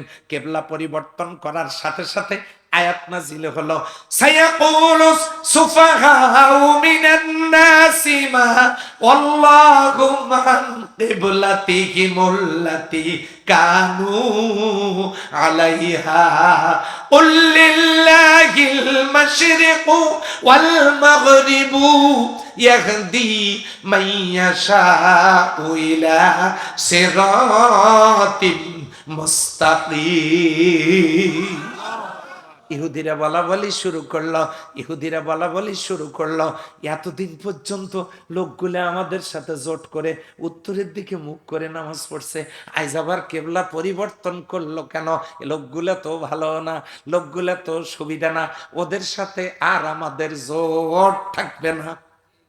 জোট নাই, জোট শেষ, আমরা আর জোট রাখবো না। ওরা একরকম, আমরা একরকম, জোট আর থাকবে না। জিবরিল আমিন এসে বলেন, হুজুর সর্বনাশ। কি? এই আপনি কেবলা পরিবর্তন করার কারণে ইহুদিরা আর আপনাদের সাথে জোট রাখবে না। আল্লাহ নবী বললেন, তাহলে কি হবে? জিবরিল আমিন বলেন, কি আর হবে, এই 17 মাসে আপনি যত কাজ করছেন, ইহুদিদের সাথে জোট গঠন করে নিজের দলের কর্মী আপনি যত বাড়াইছেন, ওরা 14 দল একখানে হলেও আপনার আর কোনো ক্ষতি করতে পারবে না। আপনি কোরআনের রাজ কায়েম করতে পারবেন। এত দামি কথা শুনেও সুবহানাল্লাহর আওয়াজ নাই। কত কৃপণ লোক গো! সম্মানিত ভাইয়েরা, 14 দল একখানে হলেও আপনাকে আর থামাতে পারবে না। আপনি মদিনার রাষ্ট্রের প্রেসিডেন্ট হবেন। তাহলে জোট গঠন করে লাভ না লস? আজকে একটা গোপন তথ্য আপনাদেরকে দেই, যদি বাইরে না বলেন ভালো হবে। সেটা হলো, ইনশাল্লাহ আগামী দিনে এই দেশ পরিচালনা করবে, দেশ পরিচালনার গুরুত্বপূর্ণ দায়িত্ব পালন করবে কোরআনওয়ালারা। সম্মানিত ভাইয়েরা, এবার আস্তে করে কন্ত বিশ্বনবীজের 17 মাস কেবলা পরিবর্তন করে উত্তরের দিকে মুখ করে নামাজ পড়েছেন কিসের সমাজ কায়েমের জন্য? ধীরে বলেন। ইহুদিদের সাথে জোট গঠন করেছেন কিসের সমাজ কায়েমের জন্য? টুপি খুললেন, রুমাল খুললেন, জুব্বা খুললেন, এক টুকরা কাপড় কাপড় কোমরে, আর এক টুকরা কাঁধে, দুই টুকরো কাপড় ইহরামের কাপড়, কাফনের কাপড় নিজে পরলেন। যেটার পকেট নাই, যেটার সেলাই নাই, এই কাপড় নিজে পরলেন। 10,000 সাহাবিকে একই কাপড় পরালেন, মিছিল শুরু করলেন।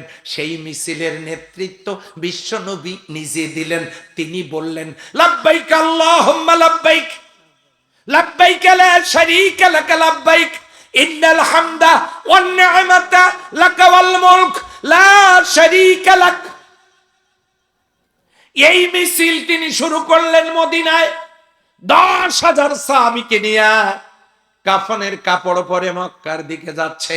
কাফেরেরা বুঝতে পারল বিশ্বনবী সেলাই করা কাপড় খুলে কাফনের কাপড় পরে যেহেতু মক্কার দিকে আসতেছেন, হয়তোবা জীবন দিবে কিন্তু মক্কা ছেড়ে দেবে না। কাজী পালাও পালাও। ওরা এমন জোরে পালালো, ওদেরকে যখন বলা হলো তোমরা পালাচ্ছ কেন, ওরা এই কথা বলতেছে আর পালাচ্ছে, পালাবো না তো ভয় করবো। ওরা পালায়ে গেল। নবীজি মক্কায় ঢুকলেন। মক্কায় ঢুকে বিনা রক্তপাতে মক্কা বিজয় হয়ে গেল। দিনটা ছিল 8ম হিজরির 18ই রমজান। ওই দিন মক্কা বিজয়ের সময় বিশ্বনবী ফরজ রোজা কাজা করে রমজান মাস 18ই রমজান 8ম হিজরির 18ই রমজানে মক্কা বিজয় হয়। ওই দিনেও বিশ্বনবী ফরজ রোজা কাজা করে মক্কা বিজয় করেছেন। আস্তে করে বলেন তো, বিশ্বনবী কাফনের কাপড় পরে মিছিল করেছেন কিসের সমাজ কায়েমের জন্য? এবার আসেন, 18ই রমজানে রোজা কাজা করে মক্কা বিজয় করেছেন কিসের সমাজ কায়েমের জন্য? এত দলিল থাকার পরেও আমার দেশের টুপি পাঞ্জাবিওয়ালারা তারা শুধু ইমামতি বাঁচানোর কাছে, মাদ্রাসা টেকানোর কাছে, চাকরি টেকানোর কাজে থাকবার কারণে আন্দোলনের সুযোগ পায় না। তাদের কাছে পোশাক ইসলাম। এক শ্রেণীর মানুষ, তাদের কাছে শুধুমাত্র তসবিহ তাহলিল মানে হলো ইসলাম। এক শ্রেণীর মানুষের কাছে শুধু নামাজের নাম ইসলাম, রোজার নাম ইসলাম। এতগুলো দলিল বিশ্বনবী নিজের জীবনে ঘটায় দিয়া দেখা দিলেন এবং বললেন, মান রাগিবা সুন্নতি ফালাইসা মিন্নি, মান তারাকা সুন্নতি ফালাইসা মিন্নি। যে বাজারা আমার নিয়ম পদ্ধতি, পথ পন্থা নিয়ম পদ্ধতি ছেড়ে দিল, ওটা আমার উম্মত না। এটা যদি নবী বলেন যে নবীর সুপারিশ ছাড়া জান্নাতের মুখ দেখব না, আপনারা বলেন তো আল্লাহর বান্দা বান্দিরা সেই নবীর তরিকায় কোরআনের সমাজ কায়েমের দরকার আছে না? না, যদি থাকে কোরআনের সমাজ যারা কায়েম করতে চায় তাদের সাথে নিজেরা সম্পৃক্ত হতে রাজি কি আছি? আল্লাহ কবুল করুন, সবাই বলেন আমিন। সম্মানিত ভাইয়েরা, ওয়ামালিল আবদুল্লাযী ফাতারানি ওয়া ইলাইহি তুরজাউন। তিনটা কথার প্রথমটা বলেছি, ইবাদত হবে কার?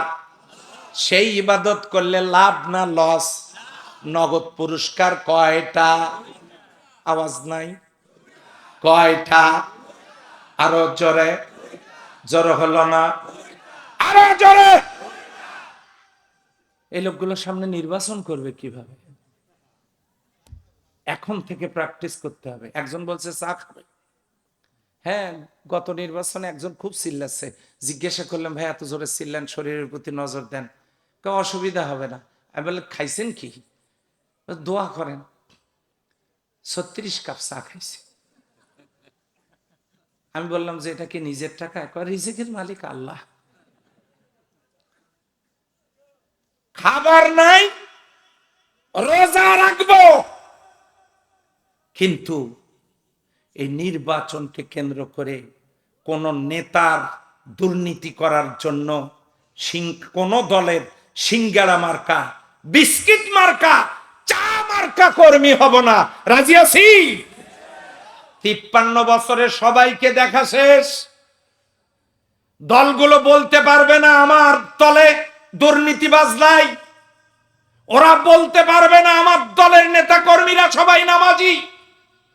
ওরা বলতে পারবে না আমার দলের নেতা কর্মীদের মধ্যে কেউ নেশা করে না। এটা বলতে পারবে না। 53 বছর দেশ চালাচ্ছে, সবাইকে দেখা শেষ। আল কোরআনের বাংলাদেশ। কথা কি ঠিক আছে? এবারে আসেন, কথা যদি মানেন ভালো হবে ভাই। আল্লাহ আমাদেরকে সৃষ্টি করেছেন, কথাটা শোনেন, কোরআনের সমাজের কাজটা করেন। যদি না করেন, মান মাতা, যে লোকটা মরে গেল, ওয়ালাম ইয়াকজু, গাজওয়া করে নাই, লড়াই করে নাই, সংগ্রাম করে নাই, আন্দোলন করে নাই কোরআনের সমাজের জন্য, ওয়ালাম ইউহাদ্দিস বিহি নাফসাহু, মনে প্রাণে চায়ও নাই আল্লাহর জমিনে আল্লাহর দ্বীন কায়েম হোক, এটা চায়ও নাই, মাতা আলা শরবাতি মিনান নিফাক, এই লোকটার মৃত্যু হবে মুনাফিকের মৃত্যু। সহি মুসলিম 1271 নম্বর হাদিস। ও আল্লাহর বান্দা বান্দিরা, দলিল দিয়ে গেলাম, এই হাদিসকে কেউ গায়রে সহি প্রমাণ করতে পারবে না। কোরআনের সমাজ কায়েমের কাজ না করে, মনে প্রাণে না চাইয়া যে লোকটা মারা যাবে, লোকটার মৃত্যু হবে মুনাফিকের মৃত্যু। আমরা কি মুনাফিক হয়ে মরতে চাই নাকি মুসলিম হয়ে? এই জন্য আল্লাহ রাব্বুল আলামিন বলেছেন, ওয়া ইলাইহি তুরজাউন, আর তার দিকেই তো প্রত্যাবর্তন করতে হবে। এবারে আসেন, আজকে রাত্রে যদি মরণ হয়, কালকে আমরা কবরে। কথা বলেন ঠিক কিনা? এই কবরে লাশ রাখার সময় বিসমিল্লাহি ওয়া বিল্লাহি ওয়া ফি সাবিলিল্লাহি ওয়া আলা মিল্লাতি রাসূলিল্লাহ, এই কথা বলে যে লাশ কবরে নামাইলেন, লোকটা যে নামাজই পড়ে নাই। বেঁচে থাকতে আল্লাহর রাসূলের যার দরকার হলো না, মরার পরে এই পচা লাশ নিয়ে তাদের কি দরকার? রাখলেন।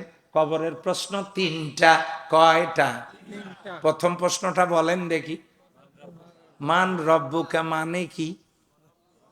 না না না না, এতদিন আমরা 17 বছরে এটা বলতে পারি নাই, আজকে বলতে চাচ্ছি।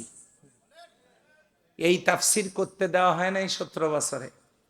মান রব্বুকা আপনারা হুজুরদের কাছ থেকে শুনেছেন তোমার রবকে।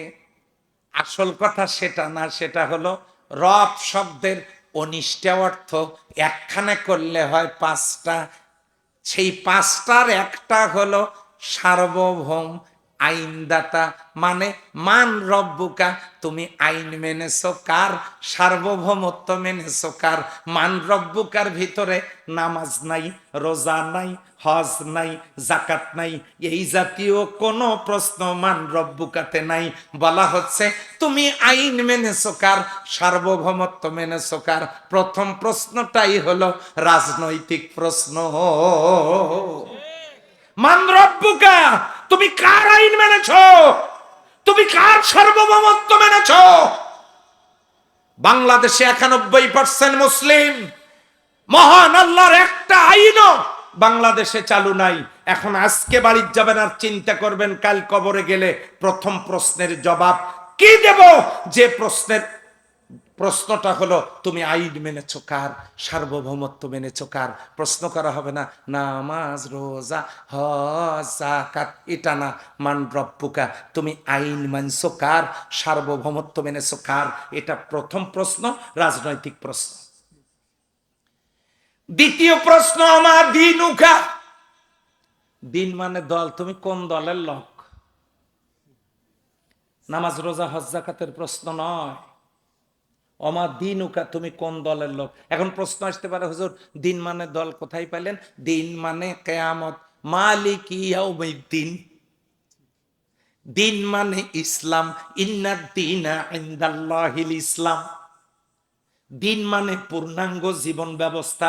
আলিয়াউমা আকমালতু লাকুম দীনাকুম ওয়া আতমামতু আলাইকুম নি'মাতি ওয়া রাদিতু লাকুমুল ইসলামা দীনা।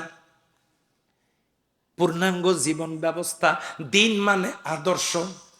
ইন্নিয়া খাফু আইয়ুবাদদিলা দীনাকুম, দিন মানে আদর্শ, দিন মানে দল। ও আল্লাহর বান্দা বান্দিরা, 2 নম্বরের প্রশ্ন আমার দিনুকা, তুমি কোন দলের লোক। যদি একবার বলতে পারেন আমি তরমুজ পার্টির সেক্রেটারি, তাহলে মনে হয় ফেরেশতারা তাড়াতাড়ি করে ইস্তেকবাল করে বেহেশতে নিয়ে যাবে নাকি। হ্যাঁ, আমি নারিকেল পার্টির প্রেসিডেন্ট, হ্যাঁ, আমি বাঙ্গি পার্টির চেয়ারম্যান, যদি বলতে পারেন তাহলে নাজাত মিলবে। মিলবে না। কপালের মধ্যে চিহ্ন দেখে বোঝা যাবে আপনি কোন দল। ইয়ারাফুল মুজরিমুন বিসিমাহুম, সীমা মানে চিহ্ন, চিহ্ন মানে আকৃতি, আকৃতি মানে প্রতীক, প্রতীক মানে মার্কা। সবারই কপালে তাদের মার্কা থাকবে। সূরা ইয়াসিন, সূরা আর রহমান নাকি ইয়ারাফুল মুজরিমুনা বিসিমাহুম, সূরা আর রহমানের 41 নম্বর আয়াত। দেখেন কিভাবে মিলে যাচ্ছে।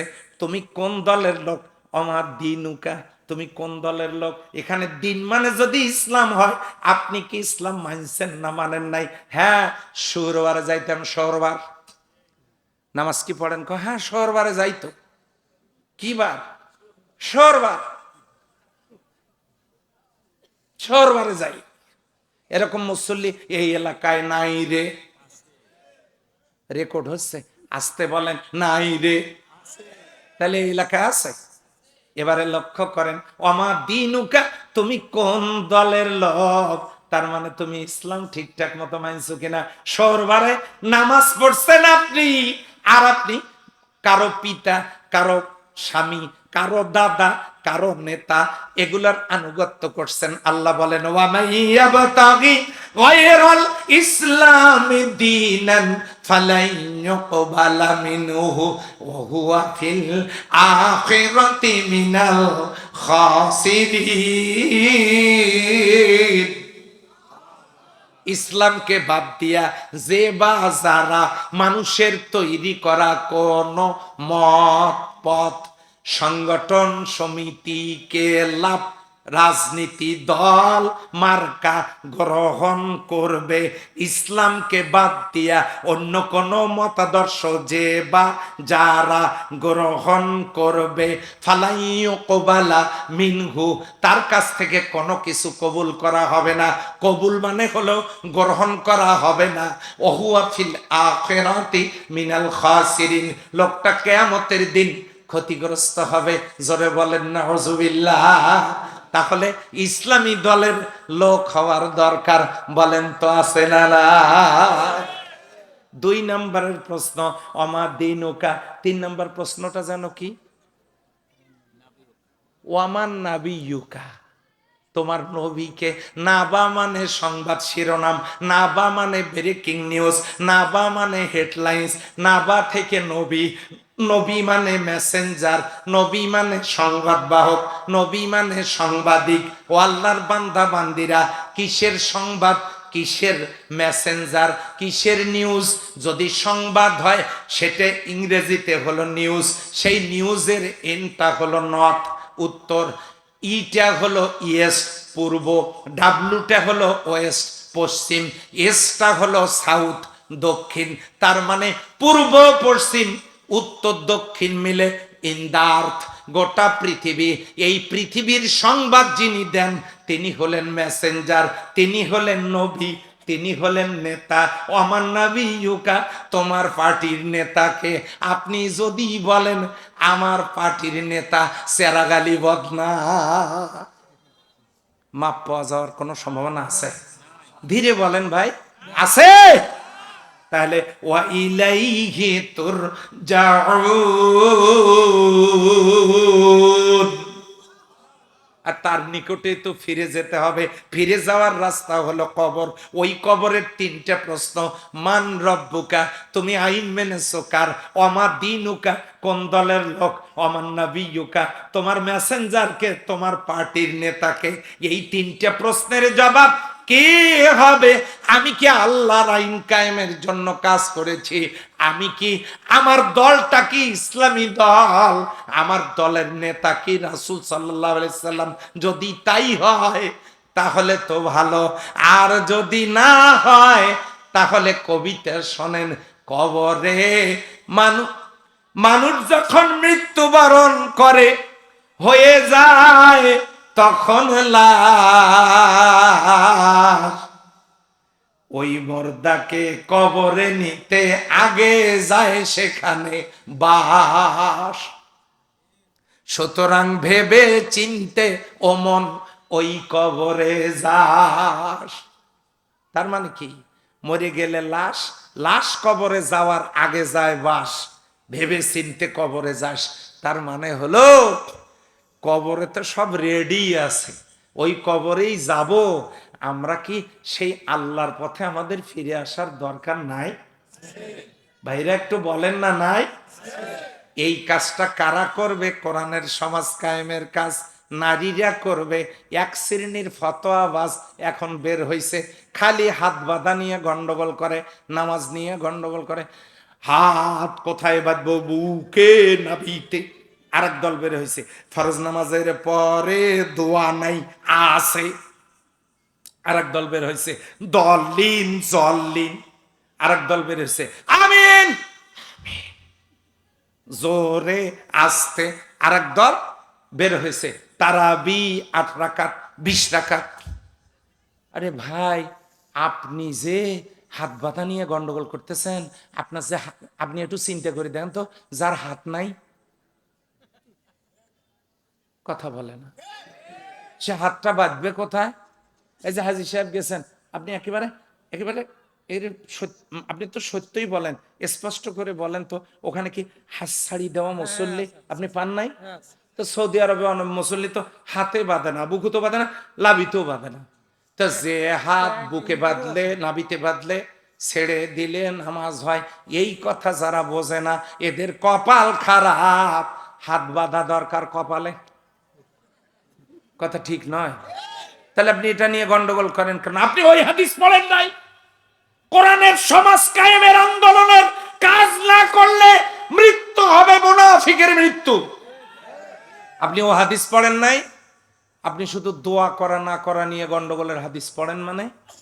আরে ভাই, ইসলামী রাষ্ট্র কায়েম হলে যখন পাপ বন্ধ হবে তখন আমরা বসে ঠিক করব ফরজ নামাজের পরে হাত তুলবো না তুলবো না, রফায়াদাই করব না করব না, আমরা কোন কালারের পোশাক পরবো না পরবো না, আমিন জোরে বলবো না আস্তে বলবো, দল্লিন বলবো না জল্লিন বলবো, বুকে হাত না নাবিতে হাত, মিলাদ পড়বো না পড়বো না, তখন সিদ্ধান্ত নেব।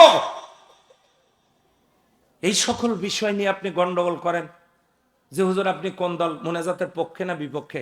আমি মুনাজাত করলেও রাজি, না করলেও রাজি, আমি গন্ডগোলে রাজি না।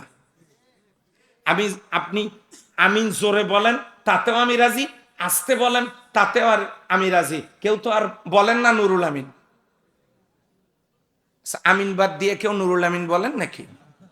তাহলে আমিন তো ঠিকই আছে, একজন জোরে বলেন আর একজন আস্তে বলেন, কেউ তো নুরুল আমিন বলেন না। অতএব আমি জোরে বলা আস্তে বলা দুই পক্ষের দিকে আমি আসি, আমি শুধু নাই, যারা গন্ডগোল করবে তাদের দিকে। মূল কাজ কিসের? সমাজ।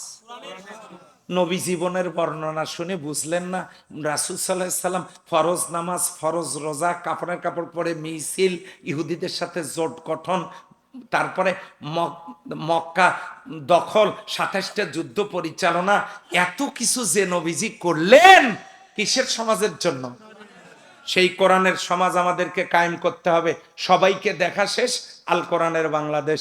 এই জন্য আমি বলেছি আমালি লা আবুদুল্লাযী ফাতারানি, আমি কেন সেই আল্লাহর ইবাদত করব না যিনি আমাকে সৃষ্টি করেছেন। ওই ইলাইহি তুরজাউন, তার দিকে আমাদেরকে প্রত্যাবর্তন করতে হবে। ওই কাজটা করবে নারীরা। বিশ্বনবী সাল্লাল্লাহু আলাইহি সাল্লামের সাথে তার স্ত্রী মা আয়েশা সিদ্দিকা রাদিয়াল্লাহু তাআলা আনহা বনি মুস্তালিকের যুদ্ধে অংশগ্রহণ করেছেন। সুবহানাল্লাহ বলবেন না? যেখানে নবী সাল্লাল্লাহু আলাইহি সাল্লামের স্ত্রী জিহাদের ময়দানে অংশগ্রহণ করেছেন, সেখানে এক লোক ফতোয়া দেয়, কেউ কেউ ফতোয়া দেয় নারীদের জন্য এগুলো কাজ নাই, এগুলো দরকার নাই। মা বোনেরা এখানে আছে কি? মা বোনেরা শোনেন, আপনাদেরকে একটা বুদ্ধি শিখিয়ে দেই। যারা আপনাদেরকে এগুলো বলবে তারা মূলত চায় না আপনি বেহেশতে যান।